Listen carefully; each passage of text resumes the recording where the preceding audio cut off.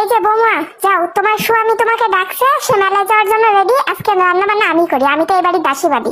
ভাবি, তোমার 14 গোষ্ঠীর কপাল ভালো, আমার ভাইয়ের মতো স্বামী পাইছো। জান চলো, তোমাকে লাল চুড়ি কিনে দেবো আমি।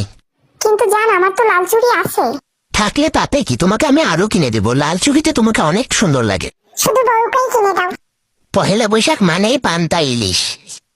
ভাবি, কম করে খাও, তুমি তো দেখছি খেয়েই যাচ্ছ।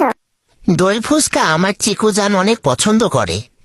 ভাইয়া, আমিও পছন্দ করি দই ফুচকা, তুমি খুব ভালো করেই জানো। তোকে খেতে কি আমি নিষেধ করেছি? যত ইচ্ছা তত খা। জান, চলো না নাগরদোলনায় উঠি। চলো যাই। ইয়াহু, দারুণ। ভাইয়া, আমার মাথা ঘুরছে।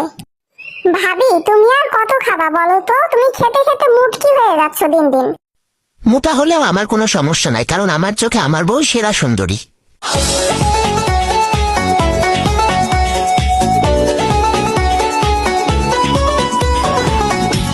বাজে রে বাজে ঢোলার ঢাক, এলো রে পহেলা বৈশাখ।